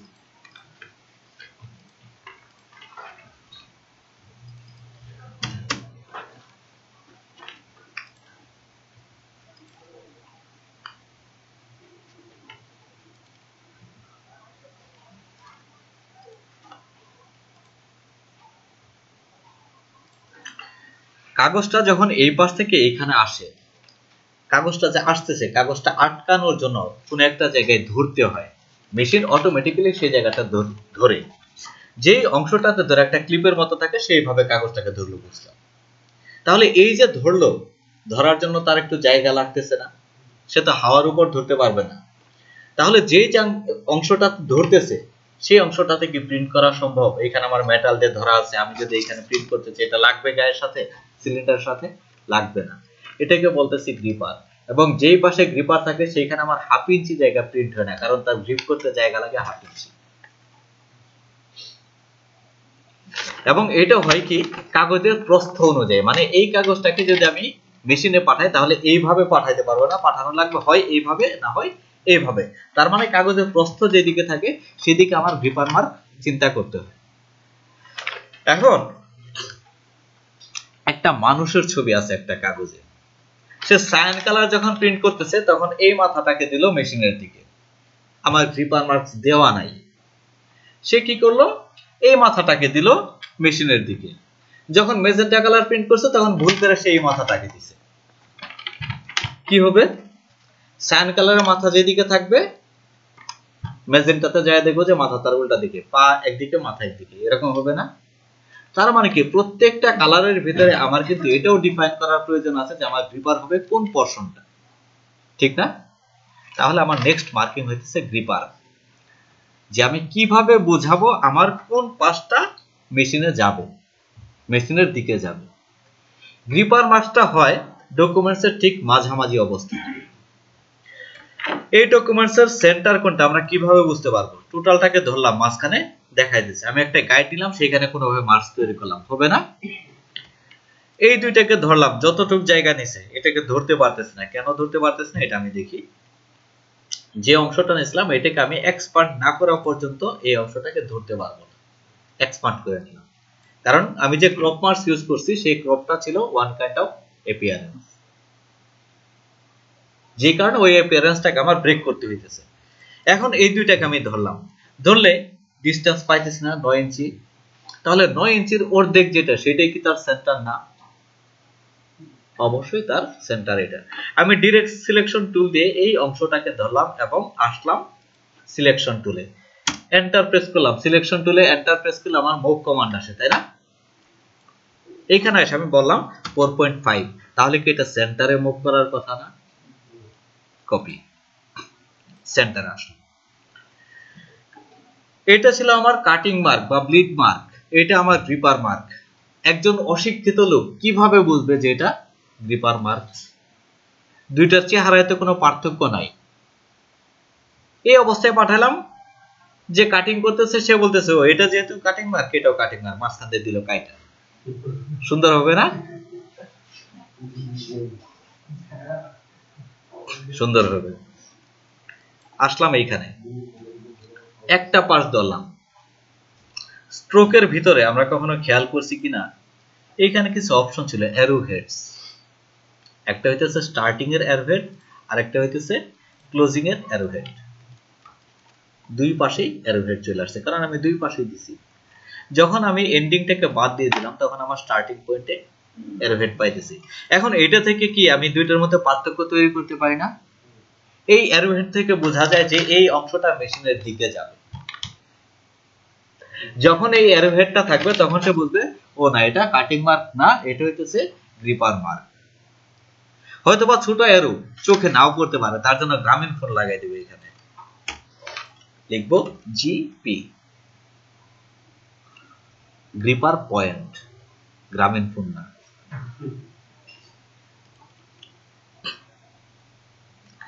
এই ডকুমেন্টসটাতে কি 4টা কালার প্রিন্ট হবে না? এখানে তো 4 কালার আছে। আমি যদি এটা শুধুমাত্র ব্ল্যাক কালারের ভিতর রাখি তাহলে শুধু ব্ল্যাক প্রিন্টের সময় এটাকে পাবে, সায়ানের সময় কি এটা পাবে? সবগুলো আলাদা হয়ে যাবে না? তাহলে এটা আমার কি করতে হবে? ডেফিনেটলি আমার 4টা কালারই যাতে এখানে থাকে সেই ব্যবস্থা করতে হবে। কি কি মার্কস পেলাম? Bleed marks, gripper marks. এবার আসবো আরেকটা, যেটাকে বলে reference line. Direct selection tool, এই পোরশনটাকে ধরলাম, যেদিকে গ্রিপার থাকে সেই দিকেই হবে এটা, যেদিকে গ্রিপার সেই দিকে হবে। উপরের দিকে যাব, তাই এটা -3 millimetre, copy. Direct selection tool ধরলাম, এটাকে গ্রিপারের দিকে এক্সটেন্ড করলাম, এই পয়েন্টটাকে গ্রিপারের দিকে এক্সটেন্ড করলাম। এটার কাজ কি? এদিকে একটা লাইন তৈরি হয়েছে শুধু, তাই না? এখানে ডকুমেন্টসের যে লাইন আছে এটাকে বাদ দিয়ে দিই। ডকুমেন্টস 8 লাইন ছিল তো, তাই বুঝতে সমস্যা হইতে পারে। এই দেখ, এই দুইটা এক্সটেন্ডেড লাইন যে দুইটা ছিল সেই দুইটা। এর কাজ কি? যদি আমি পজিটিভ বের করি তাহলে পজিটিভটাকে প্লেটের উপর স্কচ টেপ দিয়ে অ্যাটাচ করতে হয় বলছিলাম, তাই না? অ্যাটাচ যখন করা হয় তখন যাতে অ্যালাইনমেন্টটা, মানে ধরলাম এটা আমার প্লেট, আমি এখানে পজিটিভটাকে লাগাইতেছি, বাঁকা হয়েছে না? আমি সোজা কিভাবে করব? যদি আমি সোজা করতে চাই তাহলে ডেফিনেটলি আমার কোনো না কোনো রেফারেন্স লাইন সেখানে লাগবে। আমি এই পাশে যদি স্কেল করতে চাই, যে এখান থেকে স্কেল দিয়ে মাপলাম যে এইখান থেকে এই পর্যন্ত ডিসটেন্স আছে এতটুকু, এই পয়েন্ট থেকে এই পয়েন্ট পর্যন্ত, কিন্তু এই পাশে এসে কিসের সাথে মাপবো? কোনো কিছু আছে? নাই। এই পাশে ধরলাম ডকুমেন্টের শেষে এটা, এখানে আমার কালার ছিল ধরতে পারছি, এখানে আসার পর তো হোয়াইট স্পেস, এইখানে আমি কার সাপেক্ষে মাপবো? মাপতে পারবো? পারবো না। কিন্তু যদি আমার এখানে দুই পাশে এই দুইটা লাইন থাকে, যে লাইনটা প্রত্যেকটা প্লেটেই প্রিন্ট হবে, সেখান থেকে আমি পাইতেছি না রেফারেন্স, পাইতেছি না মাপার জন্য। এই কারণে এটাকে বলা হয় রেফারেন্স লাইন, যাতে প্লেট থেকে যখন এটাকে অ্যাটাচ করবে তখনও যাতে সঠিকভাবে সে অ্যাটাচ করতে পারে। কি কি মার্কস পেলাম? Grid marks, gripper marks, reference line. এরপর আসবে রেজিস্ট্রেশন মার্ক, যেটার মাধ্যমে আমি ধরতে পারতেছি যে আমার কোন প্লেটটা কোন কালার, যাতে অ্যাভাটার তৈরি না হয়। আমরা অনেকগুলো মার্কস এখানে দেখছি ওই গুগল সার্চের মাধ্যমে। টেকনিকটা হলো কি, অনেকে স্কোয়ার হিসেবে দেয়, চারকোনা হিসেবে দেয়, রাউন্ড হিসেবে দেয়, এক একজন এক এক ভাবে দেয়, যেইভাবে খুশি। এটা কিন্তু কাটিং এ পড়ে যাবে, আপনার সৌন্দর্য বর্ধনের এখানে আহামরি কোনো ব্যাপার নেই। এটার মূল কাজ হইতেছে মেশিন ম্যান বুঝতে পারবে কোন কালারটা তার প্রিন্ট করা লাগবে, আর এটার মাধ্যমে মেশিনে যখন সে প্রিন্ট করবে একটা কালার আরেকটা কালারের উপর ডিরেক্ট পড়তেছে কিনা এটাকেও সে এখান থেকে এনশিওর করবে। এটা হইতেছে তার পারপাস। সো এটাকে আমি যেইভাবেই দেই কোনো সমস্যা না। আমি কি করলাম, একটা চারকোনা বক্স তৈরি করলাম। এই বক্সের ভিতরে আমি আউটলাইন যেটা, এটাকে দিয়ে দিলাম 4 কালারে। 4 কালার দিতেছি কেন? যাতে প্রত্যেকটা প্লেটে আমি তাকে পাই। এখানে দেখছি না এই অংশগুলো কি প্রত্যেকটাতেই ছিল না, যেমন অন্যান্য কালারগুলো নাই, শুধু ব্ল্যাক দিতেছি, কিন্তু আউটসাইড গুলা প্রত্যেকটাতেই পাইতেছি না। তাই আউটলাইন দিলাম 4 কালারে। যত সূক্ষ্ম হবে তত আমি প্রবলেম বেশি ধরতে পারবো। জায়গা মতো পড়ছে না, একটা মোটা দাগ তার উপর দিয়ে আরেকটা দাগ দিলে যদি একটু দূরেও থাকে মনে হয় যে উপর দিয়ে আসছে, কিন্তু একটা সূক্ষ্ম দাগ তার পাশে যদি একটু ডিফারেন্স হয় সহজে ধরা যাবে, ঠিক না? এই কারণে আমি এটাকে সূক্ষ্ম দিয়ে দিতেছি 0.2 এর নিচে দিলে আমার অনেক সময় মিসিং হয়ে যায়, দেখা যায় না। আমি নরমালি ইউজ করি 0.2 না 0.3 ইউজ করি। কিন্তু এটা কখনোই বড় রাখবেন না। বড় রাখলে যদি মেশিনের প্রিন্টে না মিলে আপনি মেশিন ম্যানকে চার্জ করতে পারবেন না, যে তুমি এটা দেখো নাই, মিলতেছে না, তুমি তারপরেও কেন ইয়ে করলে, এই কথাটা বলতে পারবেন না। কারণ 1 পয়েন্ট থাকলে কি দেখা যাবে যে মিলে গেছে। এটা সূক্ষ্ম রাখলে মেশিন ম্যানের জন্য টাফ, কিন্তু আপনার আউটপুট আসবে ভালো। আউটলাইন রাখলাম 4 কালার। ফিল কালার যাওয়ার পর আমি ইউজ করলাম সিঙ্গেল কালার, স্যান।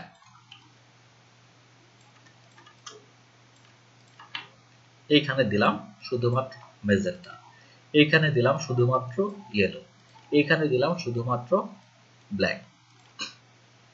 তাহলে এই অংশটা শুধু সায়ান প্লেটে আসবে, এই অংশটা শুধু মেজেন্টার ভিতরে আসবে কি 4 কোণে একটা বক্স আসবে। সেই বক্স থেকে কি আমি বলতে পারবো এটা সায়ান ছিল, এটা মেজেন্টা ছিল? পারবো কি? শুধু 4 কোণে একটা বক্স আছে, বক্স তো চারোটা একই রকম। আমি সিকোয়েন্স কিভাবে করছি এটা আমি এখানে কম্পিউটার দেখে বুঝতেছি, কিন্তু যে মেশিন ম্যান সবগুলাই ব্ল্যাক কালারে দেখবে সে কি বুঝতে পারবে?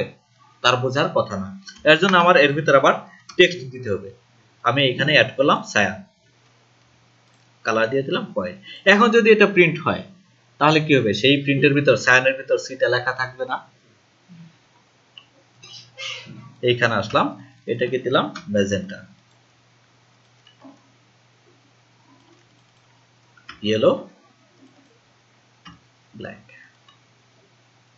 এখন যদি আমি এটাকে প্রিন্ট করি তাহলে আমি সেই জিনিসগুলোকে পাবো। আউটলাইন করে ফেললাম, গ্রুপ করে ফেললাম। কাটিং এর জন্য যে প্রসেসটা বললাম সেম প্রসেসটা এইখানে, যে যদি আমার এক পাশে শুধু থাকে, প্রত্যেকটা পয়েন্টে আমার কালারগুলো মিলতেছে কিনা এটা আমি ধরতে পারবো না। যেই কারণে এইটাকে আমি সেট করব আমার ডকুমেন্টসের চারপাশে।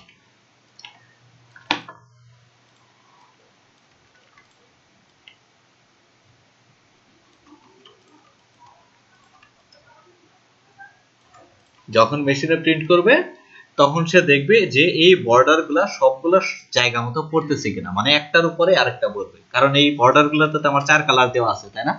যদি 4 কালার একই জায়গাতে পড়ে তাহলে আমি ধরে নিতে পারি যে মাঝখানে সব কালার জায়গা মতো পড়ছে। যদি এটা সমানভাবে না পড়ে, মানে এরকম হয়,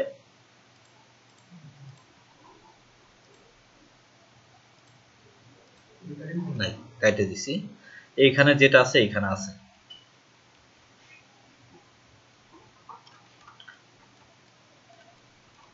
মিলে নাই। যখন এরকম ভাবে পড়বে তার মানে কি আমার ভিতরেও ডটগুলা এরকম ভাবে ডিফারেন্স হইতেছে, আর সেই ক্ষেত্রে আমি রেজাল্ট ভালো পাবো না। বিশেষ করে সূক্ষ্ম জায়গা যে সমস্ত জিনিস থাকবে, ওই জিনিসগুলোতে আমি প্রবলেমটা ধরতে পারবো বেশি। চোখের পাপড়ি ধরা খাবে, মিলবে না, মনে হবে যে এলোমেলো। ছোট টেক্সট ধরা খাবে, বড় জায়গায় কম ধরা পড়বে।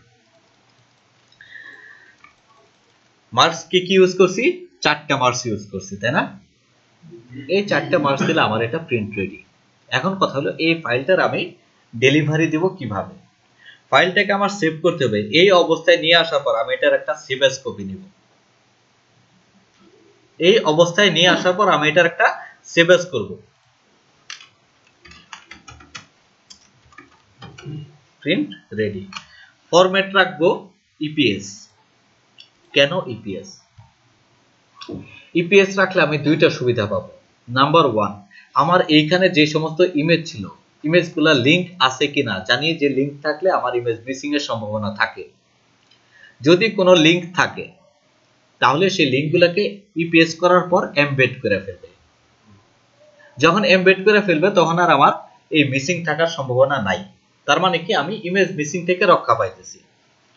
সেকেন্ড যে ব্যাপারটা, গ্রাফিক্সের ম্যাক্সিমাম সফটওয়্যার বা ম্যাক্সিমাম অ্যাপ্লিকেশনস ইপিএস ফরম্যাটটাকে সাপোর্ট করে। তার মানে এটা ডেলিভারি দেওয়ার পর যদি তার কাছে ইলাস্ট্রেটর নাও থাকে, সে অন্য আরেকটা সফটওয়্যারের মাধ্যমে এটাকে ওপেন করতে পারবে বা সে তার কাজ চালাতে পারবে। তাহলে কি ইপিএসটা আমাকে হেল্প করবে? এর জন্য আমি এটাকে সেভ করতেছি ইপিএস ফরম্যাটে। সেভ করার সময় আমার খেয়াল করতে হবে এখানে যে ইলাস্ট্রেটরের ভার্সন কোনটা আমি দিব।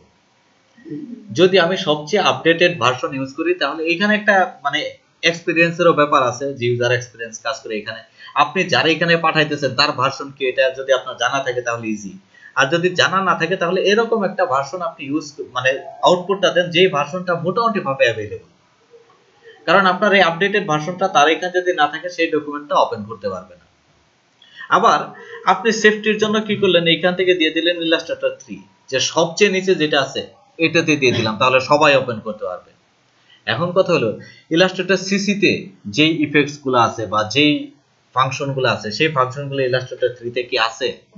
যদি না থাকে তাহলে সেই অপশন গুলো সে কি করবে, সলিউশন কি দিবে? কিছু কিছু জায়গায় হয়তো বা সলিউশন দিতে পারবে, কিছু কিছু জায়গায় দিতে পারবে না।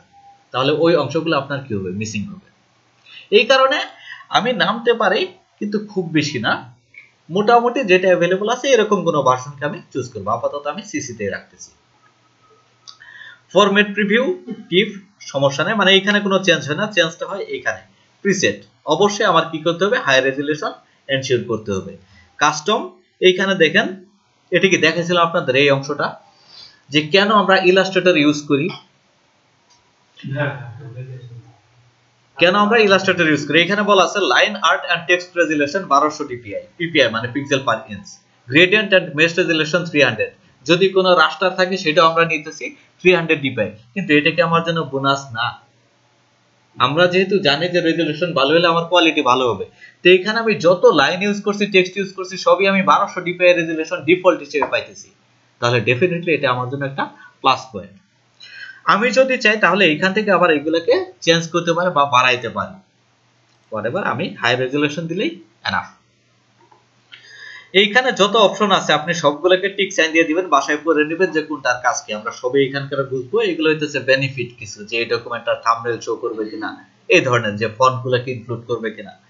এইখানে আসার পর অ্যাডোব পোস্টস্ক্রিপ্ট। পোস্টস্ক্রিপ্ট হইতেছে প্রিন্টারের জন্য মূলত। প্রিন্টারে যখন আমি দেব সে সেপারেশন যখন প্রিন্ট করবে, যে আমার এই ডকুমেন্টস থেকে সাইনটাকে প্রিন্ট করবে, ব্ল্যাকটাকে প্রিন্ট করবে আলাদা আলাদা ভাবে, তখন এই পোস্টস্ক্রিপ্ট অপশনটাই মূলত কাজ করে। তো এইখানে আমার ল্যাঙ্গুয়েজ লেভেল যদি আমরা আপডেটেড দিই 3 দেই তাতেও সমস্যা নাই, কারণ ম্যাক্সিমাম প্রিন্টার মানে পোস্টস্ক্রিপ্ট প্রিন্টারগুলো ল্যাঙ্গুয়েজ লেভেল 3 রিড করতে পারে। মানে এটা হইতেছে ল্যাঙ্গুয়েজ লেভেলটা, যে সে কোন লেভেলে রিড করবে। যদি সে মাস্টার্স পাস হয় তাহলে তার সাথে ইংরেজিতে কথা বলতে তো সমস্যা নাই। এটাতে আপনার স্পিড বাড়বে। মানে যদি আপনি ল্যাঙ্গুয়েজ লেভেল 2 তে দেন তাহলে কি হবে, সে যখন ডকুমেন্টটাকে ট্রান্সফার করবে তখন তার সময়টা একটু বেশি কনজিউম করবে। যদি ল্যাঙ্গুয়েজ লেভেল 3 হয়, ল্যাঙ্গুয়েজ লেভেল 2 এর চেয়ে 3টা ফাস্ট। এই কারণে আমরা চাবো ল্যাঙ্গুয়েজ লেভেল 3 ইউজ করতে। ওকে, স্টেপগুলো কিন্তু দেখেন। এখন কথা হলো ডকুমেন্টটাকে আমি সেভ অ্যাজ দিলাম, কেন সেভ অ্যাজ করলাম? আমি সেম ডকুমেন্টের ভিতর কাজটা করতে পারতাম না? কেন সেভ অ্যাজ করলাম, বা আমি শুরু থেকেই কেন ইপিএস করলাম না? যদি শুরু থেকে ইপিএস হিসেবেও কাজ করতাম, তারপর আমি সেভ অ্যাজ দিতাম, কারণ নেক্সট স্টেপটা আমার ক্রিয়েট আউটলাইনস। ক্রিয়েট আউটলাইনস মানে হইতেছে যে আমার এখানের যত ফন্ট আছে সেই ফন্টগুলোকে আমি অবজেক্টে কনভার্ট করে ফেলবো।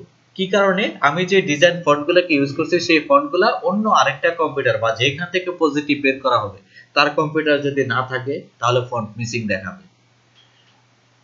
আমি যে ফন্ট ইউজ করছি তার এখানে সেটা থাকবে এরকম কোনো কথা আছে? তাহলে কি ফন্ট যদি মিসিং দেখায় তাহলে একটা প্রবলেম। এই কারণে আমি এই অবজেক্টগুলোকে আউটলাইন করে ফেলবো, টেক্সটগুলোকে আউটলাইন করে ফেলবো, অবজেক্ট বানায় ফেলবো যাতে তার এখানে কোনো প্রবলেম না থাকে। যদি আউটলাইন করে ফেলি তাহলে এটাকে আবার টেক্সটে ব্যাক করানো সম্ভব না। এই কারণে আমার সেভ অ্যাজ করা। আমি এটাকে সেভ অ্যাজ করলাম, সেভ অ্যাজ করার পর আউটলাইন করে ফেললাম। পরবর্তীতে দেখলাম যে না, এখানে একটা ভুল ছিল, আমার কারেকশন করার দরকার। ফেব্রুয়ারির ভিতর লাস্টের ওয়াইটা নাই, তাহলে আবার মূল ফাইল যদি থাকে আমি এডিট করতে পারবো, কিন্তু যদি আউটলাইন করে ফেলি তাহলে আমার এডিট করা সম্ভব না। এই কারণে আমি একটা ব্যাকআপ রাখতেছি। বুঝতে পারলাম? এখন আউটলাইন করব কিভাবে? আউটলাইন কি করছি এর আগে কখনো? টাইপের ভিতর আছে outline, create outline, shortcut shift plus control plus O. কিন্তু এই আউটলাইন করার আগে আমার আরেকটা জিনিস খেয়াল করতে হবে। আমি সর্বপ্রথম দেখব কন্ট্রোল প্লাস অল্টার প্লাস 2, মানে যদি কোনো কিছু লক থাকে সেটাকে আমি আনলক করে ফেলবো। আদারওয়াইজ সেই অবজেক্ট আমার সিলেকশনের আওতায় আসবে না, সেই আউটলাইন হবে না। যখন আমি অন্য জায়গায় নিয়ে যাব তখন বলবো যে ফন্ট মিসিং। আমি দেখব কন্ট্রোল প্লাস অল্টার প্লাস 3 কোনো কিছু হাইড আছে কিনা সেটাকে শো করার জন্য। এই দুইটা চাপার পর চাপবো control A, select all, plus shift control O, আমার আউটলাইন হয়ে গেল। বুঝতে পারলাম?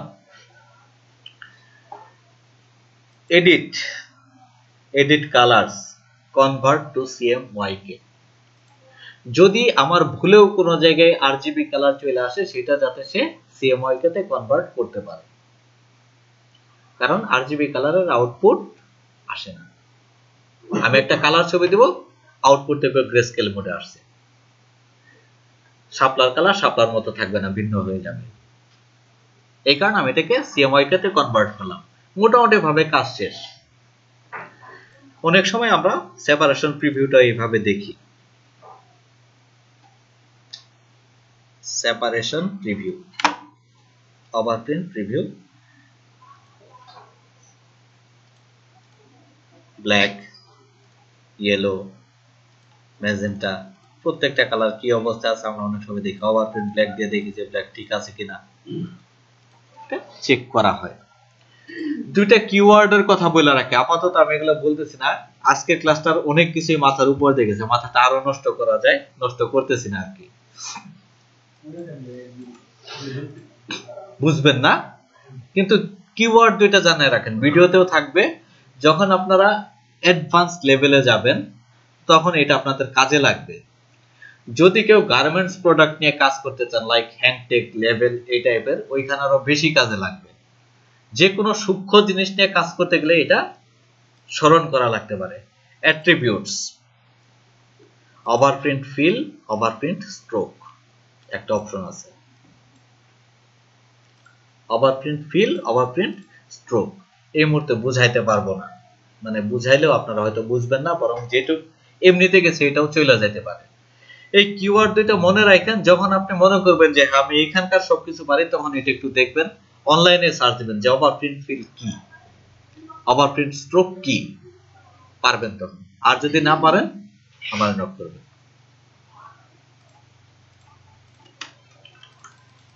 মোটামুটি ভাবে এটা আমার একটা প্রিন্ট রেডি ডকুমেন্টস। হ্যাঁ, যদি ফটোশপে হইতো সেম কাজগুলো ফটোশপেও করতে হতো, প্রসেসটা একটু ভিন্ন হইতে পারে। যখন আপনি প্রিন্টের জন্য কাজ করবেন তখন ম্যাক্সিমাম কাজ আসলে ইলাস্ট্রেটর থেকেই করতে হয়। ওই যে একটা কথা একটু আগে বললাম, যেহেতু লাইন এবং টেক্সটের জন্য আমি হাই রেজুলেশন পাইতেছি, এই কারণে ম্যাক্সিমাম প্রিন্ট আইটেম ইলাস্ট্রেটর থেকেই করা হয়। তাই ইলাস্ট্রেটরেরটাই জানা রাখেন, ফটোশপেরটা যদি জানার দরকার হয় তাহলে ইউটিউবে সার্চ করবেন, ইউটিউবে ভিডিও পাবেন যে ফটোশপ থেকে কিভাবে প্রিন্ট রেডি করব। বুঝতে পারছেন কি?